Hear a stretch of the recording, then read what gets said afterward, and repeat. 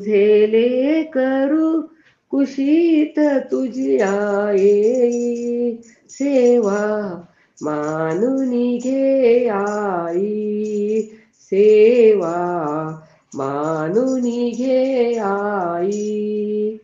तू विश्वाची रचली माया, तू शीतल छायेची छाया, तुझ्या दयेचा ओघ अखंडित दुरित लयाला नेई, सेवा मानून घे आई, सेवा मानून घे आई.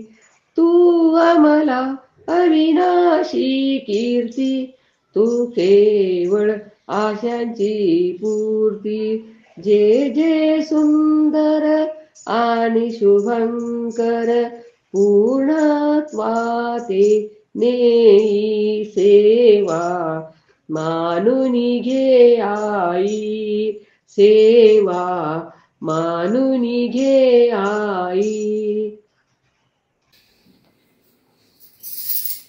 नमस्कार, मी रेखाच किचन मध्ये आपणा सर्वांचं खूप खूप मनापासून स्वागत. ज्या सणाची आणि ज्या दिवसाची आपण सर्वजण अगदी आतुरतेने वाट पाहत आहोत, तो दिवस आला. या अगोदर आपण पहिल्या भागात नवरात्र उत्सव, घटस्थापना, वेदिका याबद्दल थोडक्यात माहिती आणि पूजा अर्चा, पूजेचे साहित्य आणि इतर कोणकोणती आणि पूर्वतयारी कशी करतो हे आपण पाहिले आहे. तर आज आपण या दुसऱ्या भागात अखंड नंदादीप, मंगल कलश, घटस्थापना तसेच पारंपरिक पद्धतीने विधिवत पूजा अर्चा कशी करतो हे जाणून घेणार आहोत. आपणा सर्वांना माझ्याकडून नवरात्र उत्सव आणि घटस्थापनेच्या खूप खूप मनापासून प्रेमपूर्वक शुभेच्छा. करूया मुहूर्त घटस्थापना मंगल कलशाचा, करूया जागर गोंधळ देवीचा, जागराला मान फुलोरा कडाकणीचा, स्वादिष्ट पदार्थ रेखाज किचनचा.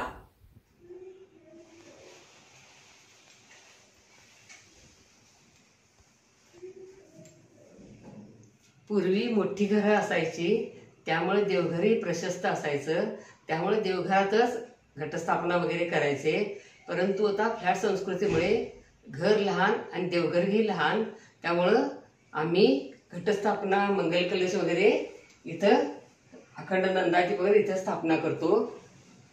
इथं मंगल कलश, इथं घट बसवतो. ते घट बसवण्याच्या अगोदर असं तांदळाने स्वस्तिक काढून त्याच्यावरती हळदीकुंकू व्हायचे आणि अखंड नंदादीपासाठी असं अष्टदल कमळ काढायचे आणि याच्यावरती अखंड नंदादीप ठेवायचा.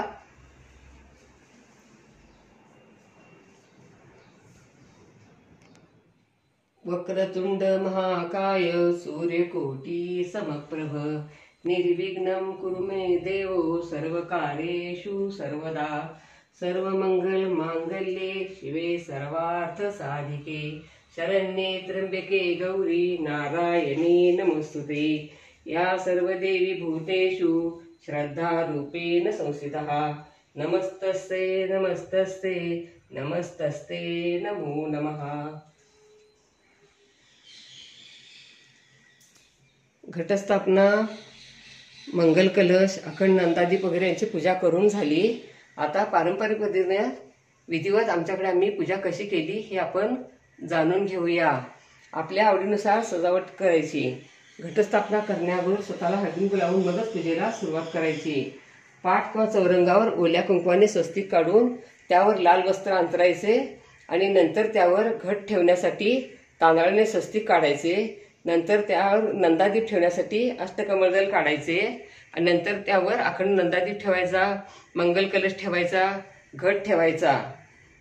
नंतर 2 नागवेलीची म्हणजेच विड्याच्या पानांचा असा विडा ठेवायचा. त्याला हळद, कुंड, खोबरं, खारीक, बदाम वगैरे ठेवून हळद कुंकू होऊन पूजा करायची. विड्याच्या पानाचा देठ घटाकडे करायचा. नंतर गणपतीची किंवा गणपती म्हणून सुपारी घेऊन दुर्वा, अक्षता, लाल फूल, गेज वस्त्र वगैरे करून गणपतीची विधिवत षोडशोपचारे पूजा करून गणपतीची प्राणप्रतिष्ठा करायची. घटस्थापना करून झाली ती आमच्याकडे आम्ही कशा पद्धतीने करतो हे जाणून घेऊया. असं मातीचं एक पसरट भांडं घेतलं, त्यावरती केळीचं पान अंतरलं आणि नंतर अशी पाणी झिरपेल अशी टोपली घेतली. त्यामध्ये 3 ते 4 इंच प्रथम माती पसरली. नंतर त्यावर सप्तधान्य पसरले आणि सप्तधान्य नमः म्हटले आणि त्याच्यावरती पुन्हा 1 इंच माती पसरली आणि पाणी थोडं थोडंच घालायचं, जास्त घालायचं नाही. आणि नंतर असा मातीचा कलश घेऊन त्यामध्ये हळकुंड, सुपारी, पैसा, नाणं वगैरे घालून शुद्ध जल भरून अशी विड्याची 7 पाने ठेवून त्याच्यावरती कलशावर नारळ ठेवून गेज वस्त्र घालून पिवळं फूल आज व्हायचं आणि पिवळं फूल वाहून असा कलशाला कलवा म्हणजे हा धागा बांधला आणि नंतर पाणी घातल्यानंतर वेदिकाय नमः म्हणून पूजा केली. आज घटस्थापनेचा पहिला दिवस. मग पहिली माळ आज नागवेलीच्या पानांची असते. मग अशी नागवेलीच्या पानांची माळ करून घातली घटावरती.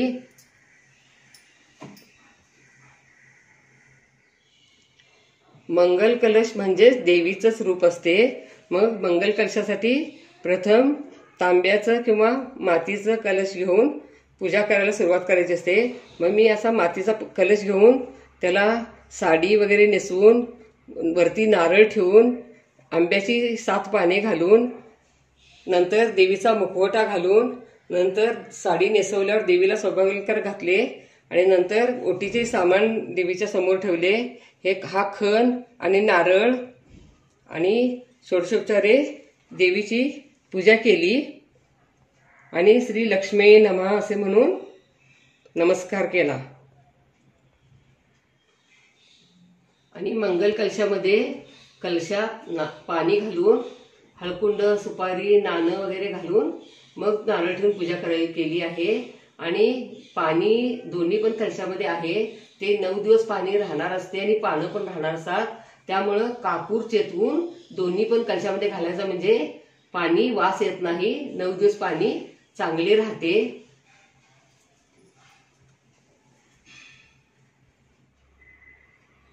आता आपण मंगल कलशाची पूजा का केली जाते हे जाणून घेऊया. कलशाची पूजा करताना प्रथम त्याच्यावरती नाम ओढायचा. अष्टदिशा बनवून 8 वेळा म्हणजे 8 वेळा असे हळदीकुंकवाचे ओलं करून त्याची असे बोटाने नाम ओढायचा.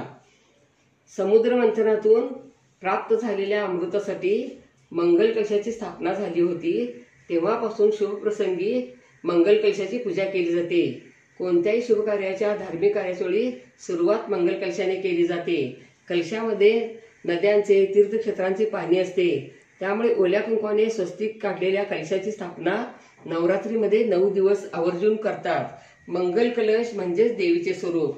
आमच्याकडे देवघरात कायमच मंगल कलशाची पूजा केली जाते. मंगल कलश म्हणजे मांगल्याचं प्रतीक मानले जाते. कलश पाण्याने भरलेला असतो. त्यामध्ये नागवेलीची किंवा आंब्याची पाने घालून पूजा केली जाते. पाणी जीवनाचं, चैतन्याचं प्रतीक मानले जाते. कलशावर ठेवलेला नारळ हा मंदार पर्वत असतो. कलशाला गुंडाळलेली दोरी म्हणजेच ते कलवा ही वासुकी नागाचं प्रतीक असते. सृष्टी ज्याच्या बळावर चालते ते ब्रह्मा, विष्णू आणि महेश त्रिगुणात्मक शक्ती यामध्ये असते. हे सारं ब्रह्मांड या कलशात सामावलेले असते. अखंड नंदादीप लावताना मोठा दिवा घेऊन त्यामध्ये 1.5 हात असे कापसाची वात करून वात जोड असावी आणि दिव्यात तेल भरून घालून त्यामध्ये अक्षता टाकायच्या किंवा तांदूळ किंवा लवंग घालायचे किंवा हळद टाकायची म्हणजे दिव्याला काजळी जास्त येत नाही आणि दिवा चांगला तेवत राहतो. तर आता नवरात्रीतल्या या अखंड दिव्याचे महत्व काय आहे हे जाणून घेऊया. नवरात्रीतल्या अखंड दिव्याचे महत्व काय वर्णावे. दिवा म्हणजे साक्षात आपली कुलदेवी किंवा संपूर्ण पूजेचा आत्मा. दिव्याची प्राणप्रतिष्ठा करतो कारण शक्तीचे स्वरूप तेजोमय आहे. प्राण ज्याला आपण म्हणतो तो म्हणजे आपला हा अखंड नंदादीप. मंगल कलशामध्ये किंवा या अखंड दिव्यामध्ये आपण आपल्या कुलदेवीचे जिवंत स्वरूप बघत असतो. या दिव्याच्या ज्योतीद्वारे आपण देवीकडे जी काही प्रार्थना करतो ती अखंड ज्योतीद्वारे दिवीपर्यंत पोहोचते. दिवा म्हणजे अंधारावर प्रकाशाचा विजय असा त्याचा अर्थ होतो. त्याचप्रमाणे माणसाने एक एक यश किंवा एक एक कामाद्वारे यश प्राप्त करून यशाची एक उंची गाठावी म्हणूनच हा अखंड दिवा हा नंदादीप लावला जातो किंवा रोजच्या पूजेमध्ये पुन्हा दिवा लावण्याचा नियम सांगितला आहे. नवरात्रीच्या पहिल्या दिवशी म्हणजे घटस्थापनेच्या दिवशी दिवा लावून प्रार्थना म्हणायची. आता प्रार्थना कोणती ती ऐकूया. शुभं करोति कल्याणं आरोग्यं धनसंपदा शत्रुबुद्धि विनाशाय दीपज्योती नमस्तुते. दिव्या दिया रे दीपत्कार कानी कुंडल मोतीहार दिव्याला पाहून नमस्कार तिळाचे तेल कापसाची वात दिवा जळो माध्यानात दिवा लावला देवापाशी उजेड पडला विष्णूपाशी उजेड पडला तुळशीपाशी माझा नमस्कार सर्व देवी देवतापाशी. आता काही कारणाने दिवा जर शांत झाला तर लगेच घाबरून जायचे नाही, तर मनात शकून अपशकून देखील काही न आणता देवीचा मंत्र म्हणायचा आणि दुसऱ्या दिव्याने नंदादीप लावायचा. आपण नेहमीचा दिवा जो देवपूजा करताना लावतो त्या दिव्याने दिवा लावला तरी चालते. आणि काजळी काढताना चिमट्याने प्रथम वात मोठी करायची आणि नंतर काजळी काढायची. दिवा अखंड राहावा किंवा काजळी जास्त धरू नये मध्ये दिव्यामध्ये तांदूळ घालायचे किंवा लवंग हळद घालायची. आणि दिवा घटाच्या डाव्या बाजूला ठेवायचा आणि मंगल कलश म्हणजे देवीचे रूप असते ते उजव्या बाजूला ठेवायचे घटाच्या. आता आपण देवीचं रूप आणि नैवेद्य काय आहे ते पाहूया. आज पहिला दिवस त्यामुळं 5 प्रकारची 5 फळं ठेवली आहेत आणि गुळ खोबरं. आणि आज पहिलं रूप शैलपुत्री मा आणि पांढरा वस्त्र आज परिधान करायचे आहे सोमवार असल्यामुळे. आणि गाईचं शुद्ध तुपाचा नैवेद्य आज शैलपुत्री माला दाखवला आहे.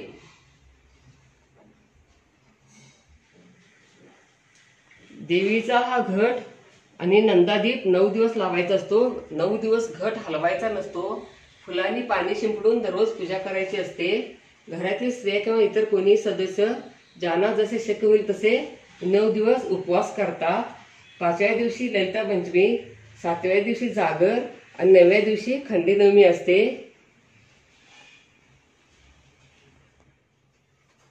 नवरात्र हा कुळधर्म कोणी सांभाळावा त्यासाठी काय करावे हे जाणून घेऊया. नवरात्र हा उत्सव देवीचा म्हणजे शक्ती उपासनेचा असल्यामुळे महत्वाचा कुळधर्म आहे. तो सगळ्यांकडे पाळला जाणे महत्वाचे आहे. नवरात्रात देवीचा घट, नवरात्राचे उपवास, कुळाचाराप्रमाणे पूजा अर्चा करून सेवा करत राहिल्यास ते कर्म कुलदेवतेपर्यंत पोहोचतेच. कुलदेवतेची स्थापना केल्यावर काही काळ सेवा खंडित झाल्यास संरक्षण कवच संपत नाही पण क्षीण होत जाते. त्यामुळे शक्यतो खंड पडू देऊ नये. त्यामुळे परंपरेने चालत आलेले सण उत्सव साजरे करणे आवश्यक आहे. देवीसाठी तांबूल करायचा असतो. 68व्या एपिसोडमध्ये आपण यापूर्वी तांबूल कसा करायचा हे पाहिले आहे. उपवास करणाऱ्यांसाठी हा सुकामेवा मसाला केला आहे. 201व्या एपिसोडमध्ये उपवासासाठी सुकामेवा मसाला कसे करायचे हे पाहिले आहे.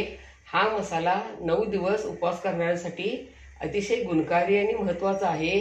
9 दिवस हेल्दी आणि उत्साही राहावे, एनर्जी टेकावी म्हणून हे बूस्टर सारखे काम करते. 9 दिवस सकाळी ब्रेकफास्टला खायचे. ज्यांना दही चालते त्यांनी दह्यातून आणि ज्यांना दही चालत नाही त्यांनी दुधातून घालून खायचे. तांबूल केले होते तेव्हा आपण नागवेलीचे पान म्हणजेच विड्याच्या पानाचे आयुर्वेददृष्ट्या आपल्या शरीराला कोणकोणते फायदे होतात हे जाणून घेतले आहे. आता आपण देवीचे एक भजन ऐकूया.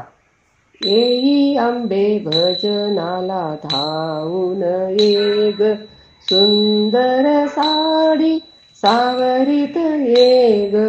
येई आंबे भजनाला धावून ये ग, चंदेरी काठ त्याचा आवरित ये ग.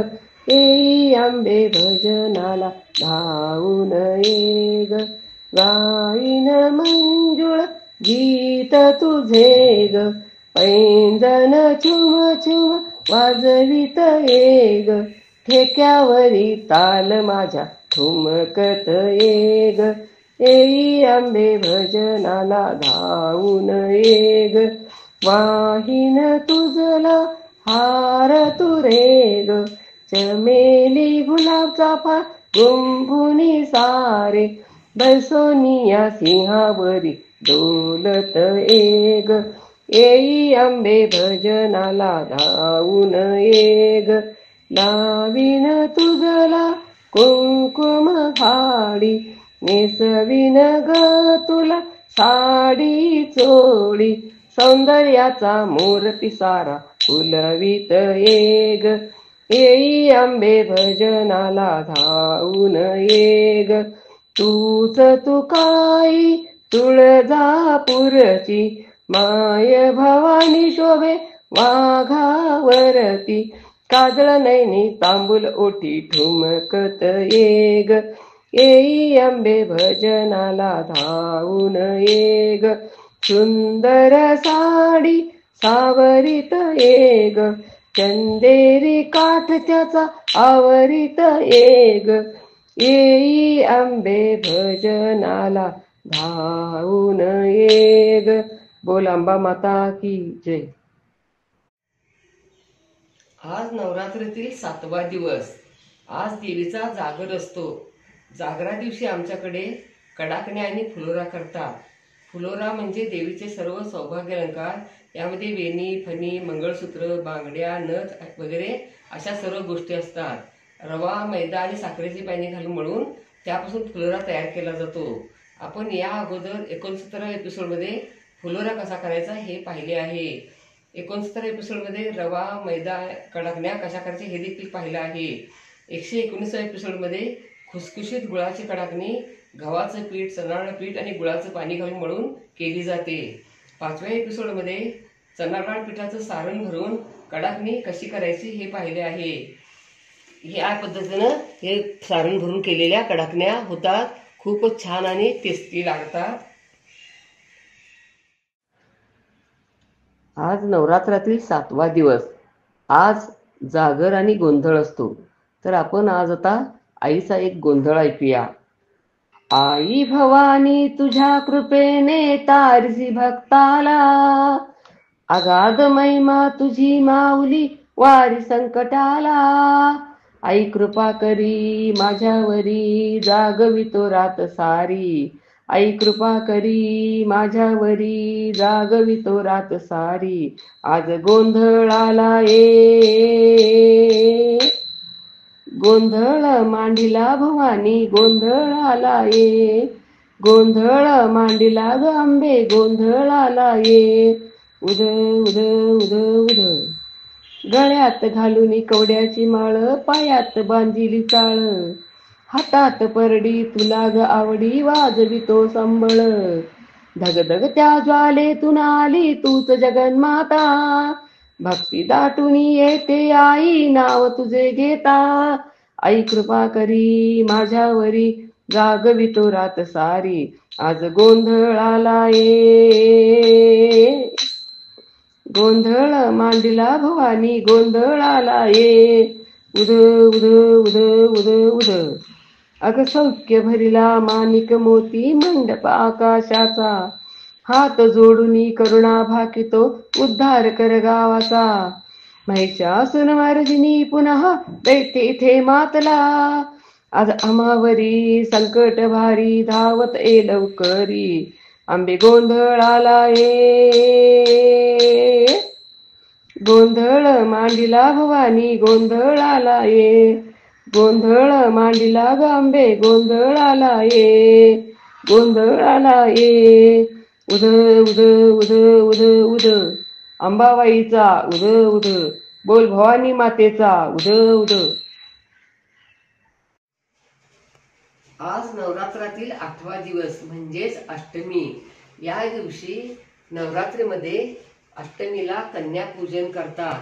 घटस्थापना, मंगल कलश, वेदिका, अखंड नंदादीप या सर्वांना जसे महत्त्व आहे तसेच कन्यापूजनाला देखील तितकेच महत्त्व आहे. कुमारिका हे देवीचे रूप मानले जाते. 2 ते 10 वर्षाच्या आतील कन्यांचे पूजन करतो. कुमारिका आणि एक मुलगा भैरव म्हणून यांची पूजा करतो आणि गोडाधोडाचे जेवण करून कन्याभोजनही देतो आणि यथाशक्ती कन्येला भेटवस्तूही देतो. नवरात्रातील आणखीन एक महत्वाचा विधी असतो तो म्हणजे कुंकुमार्चन. कुंकुमार्चन ही देवीची उच्च कोटीची सेवा आहे. कुंकुमार्चन म्हणजे कुंकुमाने देवीला स्नान घालणे, देवीला अर्पण करणे. कुंकुमार्चन दररोज शक्य नसेल तर पंचमीला, अष्टमीला आणि नवमी या दिवशी सकाळी, दुपारी किंवा संध्याकाळी कोणत्याही वेळेत केले तर चालते. श्रीयंत्रावर देवीचा फोटो किंवा टाक यावर कुंकुमार्चन करावे.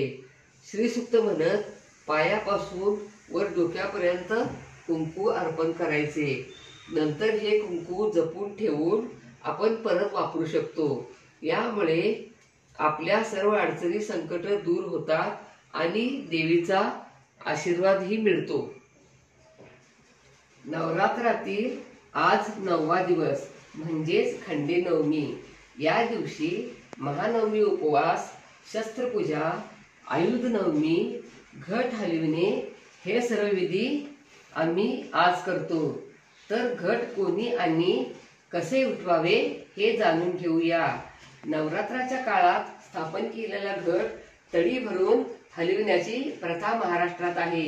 घरातील कर्त्या पुरुषांनी किंवा मुलांनी घट उठवावा. शक्यतो स्त्रियांनी घट उठवू नये. घटाला फुले, अक्षता वाहून विधिवत पूजा करून नंतर घटावरील नारळ 5 वेळा उचलायचा आणि 5 वेळा पुन्हा ठेवायचा. नारळ उचलताना देवीचा उदो ग अंबे उदो हा जयघोष करायचा. यात उगवलेले जे पीक असते ते दसऱ्याच्या दिवशी देवी देवतांना व्हायचे आणि पुरुषांनी सोने लुटून आल्यावर जी टोपी घातली असते त्या टोपीत खोवायचे. Don't forget to like, share, comment and subscribe.